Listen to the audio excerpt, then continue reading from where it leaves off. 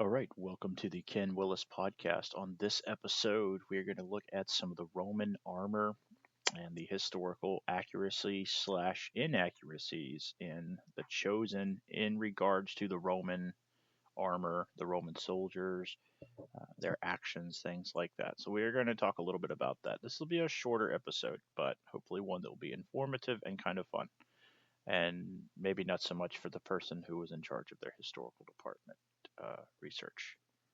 But anyway, that's fine because frankly, Hollywood almost every time a Roman unit is portrayed or Roman armor or fighting or anything that is ever portrayed is almost always wrong. That's just standard, and it's even worse for some reason. With I don't know why in films the Roman stuff is just always bad. Uh, I I don't know if it's I don't understand because you can access accurate Roman gear like you see in the picture here. Um, I don't know if you can. I guess you can see my mouse in these. I'm using a new recording software, streaming software. That's hopefully going to make this a little nicer. You can actually see me, and you can see what I'm looking at, and so hopefully this will help you. I'm pretty sure you can see my mouse because it's mirroring directly what I'm doing. So you have the actual Roman armor that is historically accurate. Okay, you've got the Galea helmet. You have, and this helmet doesn't have much of a neck guard. That would be a little bit of a later model as well. There were neck guards. It varied in some cases. The helmets we typically think of are actually, um, we would call them more the Imperial Gallica. Um, but there was kind of, at the time of Christ, there was this changing over of some of the equipment. And we do see the emergence of what is called lorica segmentata, which means segmented armor. And these are steel bands that are held together by leather and rivets. It's actually really simple to make. You could make your own. If you had a basic workshop, you could make this. And of course, under that, you have a woolen tunic. They were not always red. Many times they were actually white. Purple, not so much. Purple was a very expensive color, and it was also not to be worn. I believe in some cases it was worn by the Praetorian Guard, which would be like the Imperial Guard, but Nero made it to where only he could wear purple. So when you see purple, like in the movie Gladiator, on all the Praetorians just like decked out in purple, that's not really, by that time, that was not a thing. So, and if it was, it would have been kind of dodgy for someone to be wearing purple if you're not the emperor. That would have kind of got you in trouble. So, anyway, you also can see that there is a spear here called a pilum. It is not a spear in the sense that you think of. Okay, if you've watched movies, when you think of a spear, you think of a arrowhead shaped spear point. This is not that. This is a very fine point that is designed to penetrate enemy shields and as well armor or people. And one of the functions of this was it actually is a softer um, grade of steel so that if it sticks into an enemy shield, it will bend and basically just render that shield this massive weight with a spear stuck out of it, where you couldn't just pull it out because it was bent, kind of like a fish hook. And whoever's holding that shield has to drop it, and now they're going to be easy to deal with. So the shield is absolutely iconic, but it's also essential to the way the Roman fighting formation works. In a Roman formation, and of course in the films you don't see the formations really. You see them when they're marching. You see them for about 3 seconds into a battle scene, and then everyone's just doing the whole one-on-one swinging and if a Roman legionary is fighting in if he's fighting 1-to-1, the battle's going very badly. For Romans to be fighting in single combat, okay, that would happen. um, yes, if you were maybe like gladiators that were used in battle to go in and do one-on-one fighting like that. 99% of the time, though, you're fighting in a locking shield formation. That's the whole point of this armor. This armor does not work one-on-one. I mean, it does, obviously, but it's not designed for that. The shield, the sword, the spear, all of this is designed for group block locked shield formations. Okay. And so when you break those, you are going to lose probably, or it's going to be a 50-50 and you're going to lose half of your army. So, yeah, every movie you've ever seen, really, except for the opening scene, maybe in HBO's Rome, which I'm not endorsing that show, obviously, but from a historian's perspective, if you want to see the most realistic show on Rome, that's it. Okay. And the opening battle scene, if that's all you watch of the whole series, which is fine, that is the most realistic, perfectly accurate scene you'll probably ever see because it shows how they actually rotate in formation so that no man's fighting for more than a few minutes. You then rotate through your own ranks as the men shift and rotate forward, very tight, very locked. And actually, the one guy who gets out of line and starts like fighting one on one, he gets in a lot of trouble by his centurion because it would have been a stupid thing to do, and it puts it. It's just a needless, pointless, stupid act. So, all right, back to this. You can also see the belt worn around. This is to hold up the Pugio dagger, which you can't really see in this picture. I have another one I will show you up close. And then that's a short dagger that most legionaries would have purchased on their own. I'm sure in some particular cases it was standard issue. A lot of the times, I think it would be more of like a personal purchase. It is something you would want. It's definitely a good blade, and it's nice to have a secondary blade.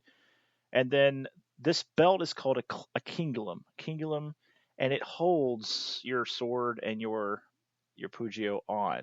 And it also has some banded leather with some brass studs in it that would provide some protection from slashing cuts. Definitely not really from an arrow or a spear per se as much, but it looked cool. It was a status symbol, and it also did hold your. It also kept your tunic down in the front from flapping in the breeze. And on the off chance that an arrow directly hit one of these studs, you might actually get some pretty good protection, but mostly decorative. Okay, and it's more functional for your weapons it's holding on you. Okay, then of course the famous gladius, and there are three different main variations of gladii that you would use. This is probably the Gladius hispanola, okay, the most famous of the Gladius. All right, this is a. I already talked about the pilum. Oh yeah, the caligae. These are the sandals or the Roman sandal boots. Really, it's more of a boot than a sandal, but it is a very brilliant part of the outfit. It's going to prevent trench foot. I don't know how it would do so well in keeping like sand and rocks out of your feet, but it obviously worked pretty well. But that's like my peeve when I'm wearing sandals is like there's always something gets in your in between, but it obviously worked well. It has I don't know exactly how many strands of leather, but I'm guessing maybe like 30 to 40 individual pieces of leather on it. So it is super comfortable. And I'm actually going to get I'm going to get all of this at some point, but I'm on a budget. But I'm going to do some really cool videos in the future with this stuff. I do have the helmet behind me. I do have the Galea helmet, and it's actually the Gallica Imperial version, the proper one. Not like any other I'm going to show you tonight, unfortunately. I'm not going to talk so much about the pack equipment here. This is his cookware, his everything like this, and a contubernum would consist of 8 guys. You got 8 guys in a contubernum. These are like your messmates, okay?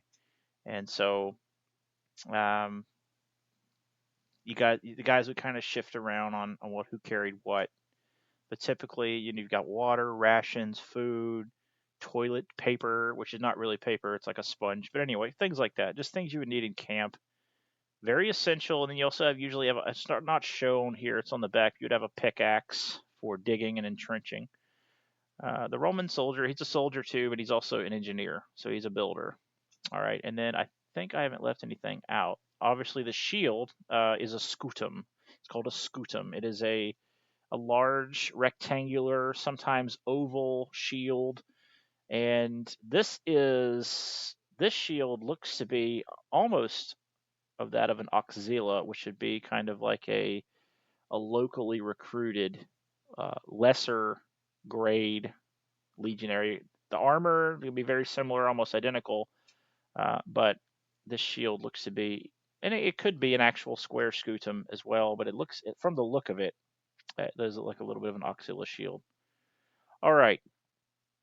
And then, of course, there would have been other types of armor too. I'll get into that as well because there's a lot of bad examples in movies, documentaries, and series. And it's not just The Chosen that falls prey to this. The Chosen's they probably just went by what they see on every other movie and just assumed that that's what goes.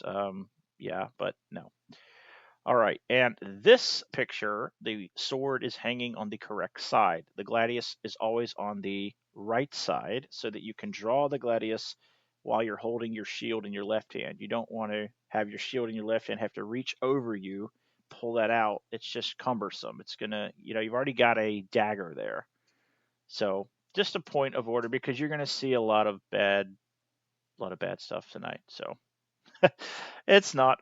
Well, it is bad. Yeah, I can't sugarcoat it. This picture came out horrible in quality.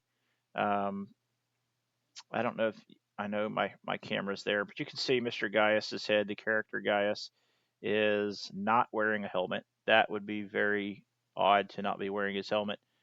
Uh, yeah. Let me go over some of the things in this. He's a primus pilus in the series. Okay, so he is a first spear centurion.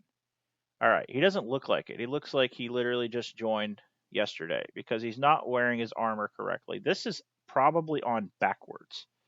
Um, I can show you this in another picture where he's wearing it the same way. That's even worse, but you can't. I don't know if you can tell it, but he's got a huge gap right where his heart is. Okay, like the whole point of this armor is to protect your heart, that is your chest, and to leave a massive 3-inch gap right in your sternum. That's not good. All right, every one of these guys has their sword in the wrong spot.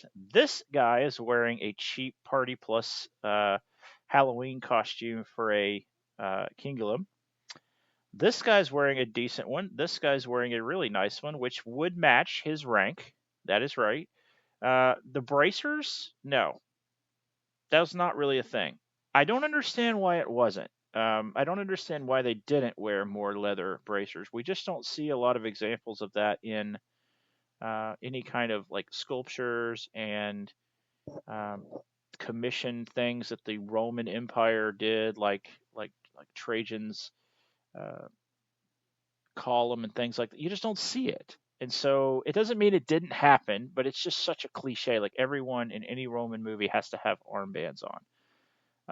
You might see in movies sometimes they'll even wear metal ones. That really didn't happen because you have this massive shield that you're using, especially on your left arm. You wouldn't need anything. You're using a massive shield. That's another thing. They're not carrying shields here. That's a big no no. They would all be having their shields with them. That's the whole point of this armor and uniform. The red tunics, they're fine. Okay, that's fine. The scarf they're wearing, yes, that's there to keep your neck from getting chafed from all of the metal. Well, they're not wearing metal. They're wearing leather. No, nope, that doesn't work. That's not a thing. That leather is will do. It maybe will stop a weak slash, but it's not going to stop a stab. It's not going to stop a determined cut. Definitely not stopping an arrow or a spear or anything like even a slingshot will probably pop right through that. So that's not going to work too well. Now I know why they did it. Okay, it looks cool, and there are a lot of Roman Judean era films and documentaries where they use this. Now, you could make an argument that they were trying to replicate a browned, slow rust finish that some supposedly had. The Roman policy was to keep your equipment shining like a mirror finish. So even then, it doesn't work. But it does look cool, I'll grant you, and it's probably a lot more comfortable than this is. And I've worn this armor, and I will probably have some more in the future. But again, no. Okay. And another thing, the helmet flaps wide open like this. This helmet particular is a cheap reproduction. It is not a thing. So this whole helmet is out. But okay, fine. No one's going to know that but people like me who care. And 99% of people who watch this will never know the difference. And so, okay, whatever. We'll give them a pass on that. But for the same price, you could have got the real thing. Okay. But anyway, Uh, maybe, and maybe they got a bulk deal. I don't know. So everything else on the helmet is fine. It's however you have to have your cheek guards laced and closed. That's the whole point of that helmet is to protect your face and to also hold it on. If they so much as move wrong, these helmets will fall off. They probably had a lot of work in this film just learning how to walk without their helmets falling off. Or it will slide up over your face and then you're walking blind. So I don't understand why no one thought of that.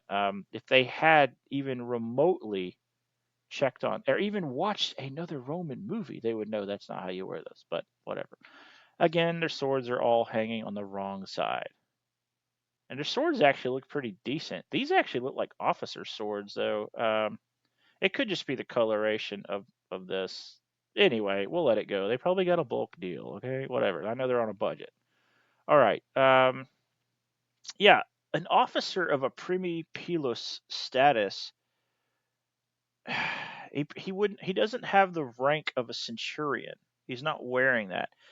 Uh, they would be wearing a series of bronze discs over a lorica hamata, which is a chainmail armor, or they would be wearing a squamata, a lorica squamata, the nicer one, made of scale armor, brass or steel scales, and it's actually the fanciest one. It's also the most expensive.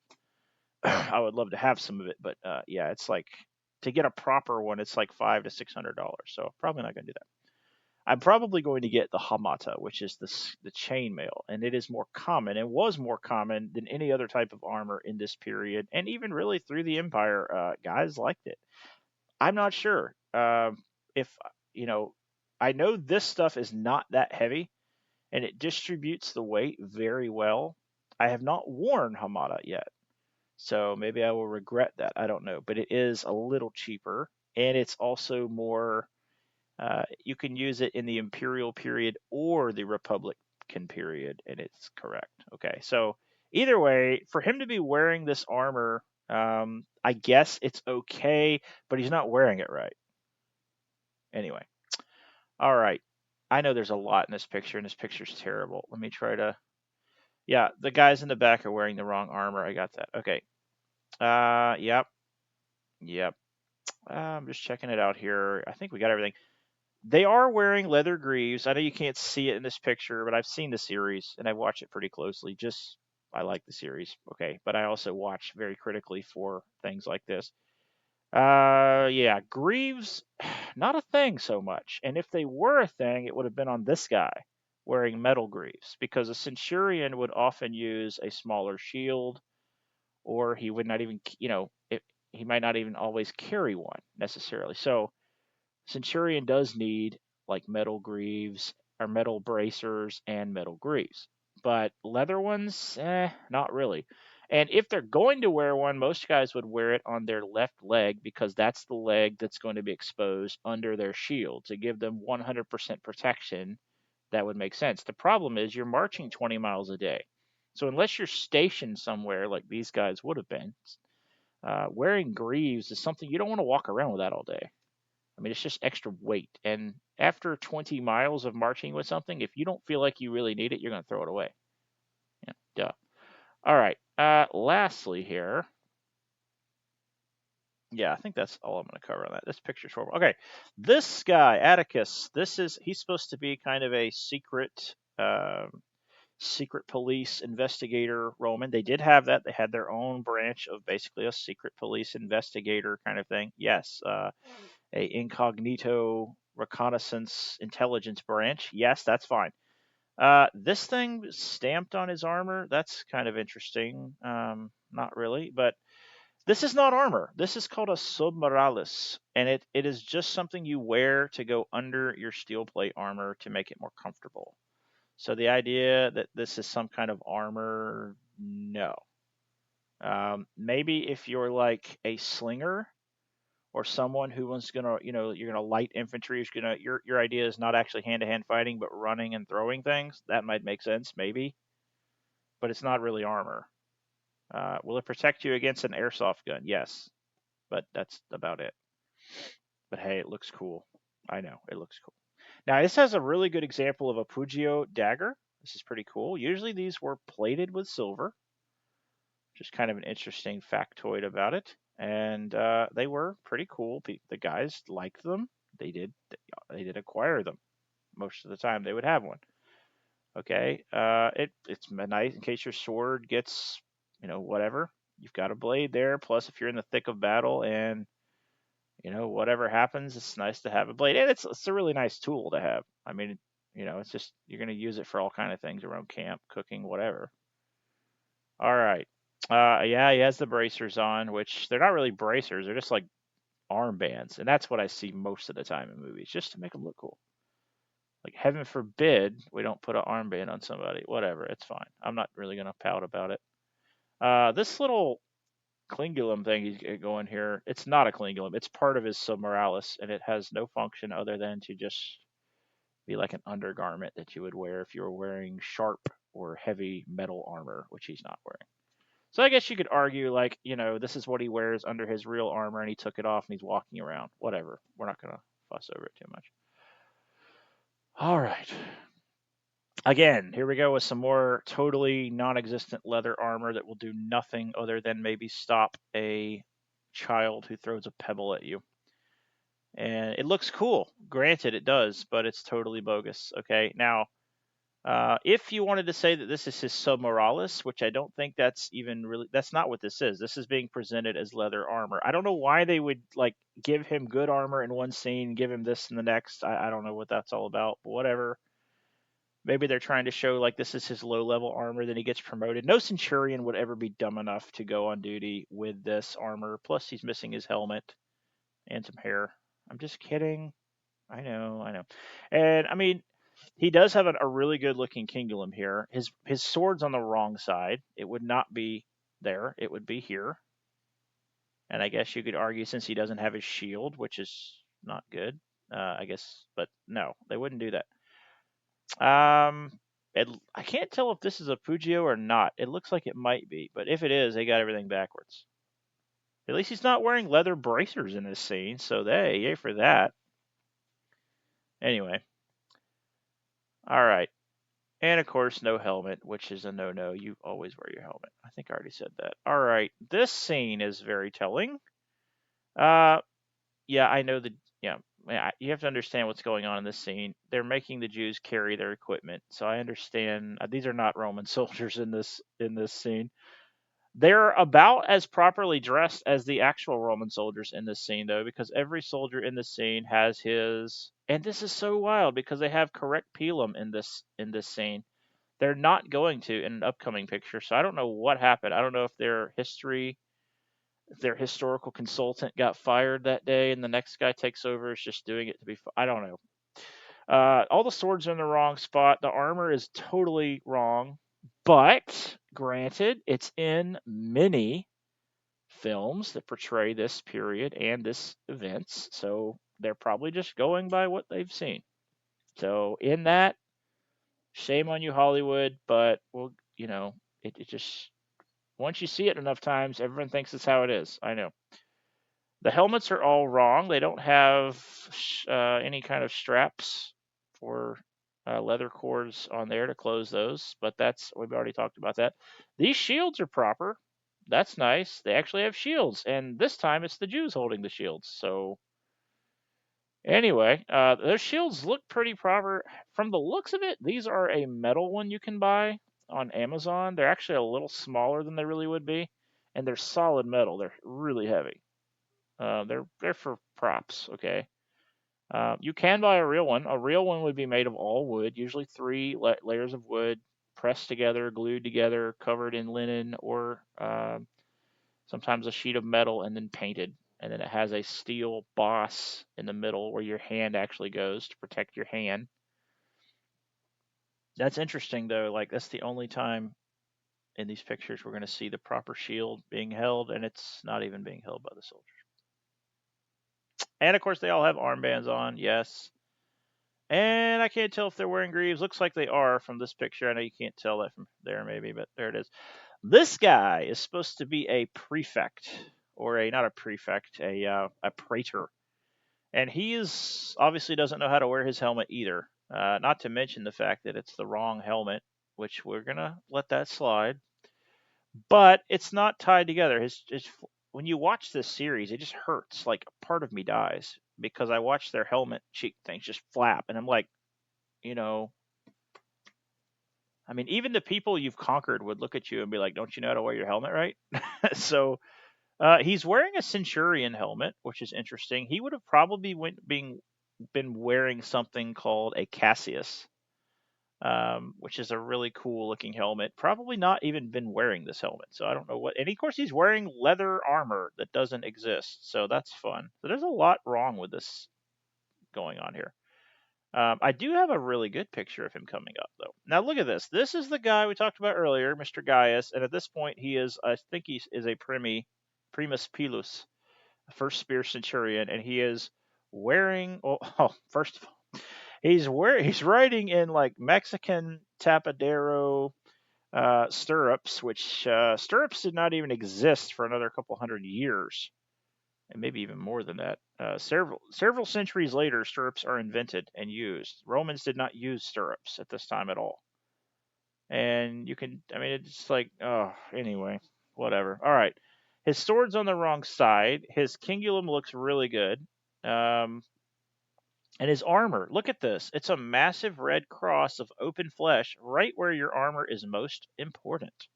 So again, he's wearing this backwards. This is supposed to be like covering this, and it's not. If he's not wearing it backwards, like either they need to get him an armor that is. I mean, this is another point. Okay, so Roman soldiers' armor was usually tailored to the soldier. They would tailor it to the guy, um, and it was kind of a one size fits most. Yeah, but you wanted that. This you'd never go into battle or anywhere like this because you have a massive bullseye right in your heart where your armor's. I mean, there's no point in wearing this armor if you're not going to cover that. So someone either doesn't know how to fit this on him, or it's just a really cheap, crummy set of armor, or he's wearing it backwards. And I'm not sure which it is. I hope it's on backwards, because if that's how that laced up, that's sad. He is wearing like a nicer brass. You can see that there are brass borders to all of his armor, so that's good. But again, yeah. So no helmet either, which is kind of a no-no. Yeah.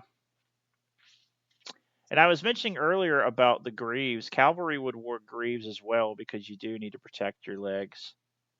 And you're not walking on it all day, so it wouldn't really matter weight wise. And the cavalry typically preferred either hamata, or their favorite, of course, was squamata. It's a lot lighter. Squamata is super light, but it's scale, and so it's expensive. So I'm not expecting a show on this budget to have that. You don't even see it really. I think the show Barbarians on Netflix does show Squamata, and it looks sweet. But again, yeah. All right, that's the last jab. We're gonna take it, Mr. Gaius. I don't know what in the name of anything is going on in this scene. I know this is like a search scene where in season 5, I believe, they're gonna come out with this April, and they're like kicking doors. I don't know what they're doing. Okay, several of these sandals are wrong. Like that's not even a thing. This guy's got leather armor, so he's like the least problematic thing in this whole thing. He's actually got his gladius on the right side. This is his dagger, so at least this guy gets credit. The rest of them have their gladii or on the wrong side, and they're using a what we call a velite shield, or essentially a Viking style shield. I don't know what's going on there, and they're all apparently centurions or legates with the front to back crests on their helmets. A centurion crest goes left to right. This is typically denoting a higher level praetorian, or maybe a tribute, just somebody higher up that doesn't want to wear a Cassius helmet. So, does this look cool? To me, no, but I'm sure to most people it does. Um, I don't know what's going on with that, honestly. Man. And then they're probably not. I don't even know what armor they're wearing. It looks like they're all wearing. They're probably all wearing this guy's style of armor. It doesn't look like they're wearing Segmentada, so I don't even know what's going on with that scene. I guess their history guy, they fired him and got somebody. I don't know. There's just a lot going on there. That hurts. And the spears. Oh, so the spears are not even right. These are not spears that you would see that these guys would be holding. They would be using the pilum. Let me show you. Okay, they're using these pilum spear. Okay, they wouldn't be using like a Greek spear. Well, this is like a medieval style spear. You might have that with like maybe a Valete unit or a Auxilia unit of like a contingent from a local region that's recruited. You wouldn't have in this case. I'm assuming they're trying to say these are like Praetorians. Okay, no, you wouldn't have that. So I don't know. There's a lot going on with that, and of course, it's just messed up. It's really messed up. All right, last one. Let's end with some good stuff. Okay, this is actually a good illustration of a steel or brass uh, cuirass chest molded armor. This is nice. This is actually not leather. If it is leather, they've spray painted it, but I don't think it's leather. And yeah, this is the kind of thing you would see on a higher ranking officer. Yeah, this leather stuff is total garbage. Okay, and this sword here is a $39 like China glass one that you get on Amazon. It's also the one they use for Pontius Pilate in this series. And by the way, I don't want to say it, but the actor for Pontius Pilate, oh my goodness, like could they have got a more effeminate guy to play Pontius Pilate? I don't think they could have. And this guy really gets on my nerves too as an actor. I don't know. He doesn't portray to me he's just too something. I don't know. But I know that has nothing to do with the armor. The Kingdom looks great. His clothing looks fine. Nothing wrong with his clothing. You know, the sword's on the wrong side. No surprise there. And I guess, like, if you're a high ranking enough officer, you're not going to carry a shield around. I guess you could wear it on that side if you wanted to.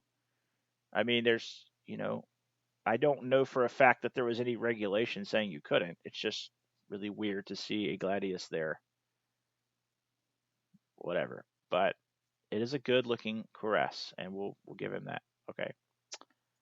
All right. And we're back to our correct armor. I hope this has been interesting, and maybe I'll do some more of these if you guys find this interesting. If not, then I'll leave it to the other guys on YouTube. But I always watch any kind of Bible movie, especially New Testament. I love to watch for that. It's kind of an Easter egg hunt for me. I love watching that. I love seeing accuracy. Again, the Chosen does some things right. Not so much with the Romans though, so it hurts to watch. Hopefully, it will be better, and hopefully, it won't be all like this picture here. If the next season's like that the whole time, I'm gonna pull my hair out. But I'm sure it'll still be good. I do love the series; it is good. Overall, I think they do a really good job. But again, historically speaking, we don't give them very high marks on their Roman portrayal. But remember, neither does Hollywood do a good job. If you want to see the best portrayal of Roman armor and everything, the opening scene to HBO Rome, if that's all you watch of it, that would be worth it. Also, the movie The Eagle is pretty good. I think Centurion is probably one of the better ones. But again, most Hollywood movies, well, all Hollywood movies, they're not interested in really portraying authentic. They're interested in what looks cool, and what looks cool ain't historical, folks. So have a good evening. Hope you enjoy that. And like and subscribe if you do. And shoot me a comment and let me know what else you'd like to see.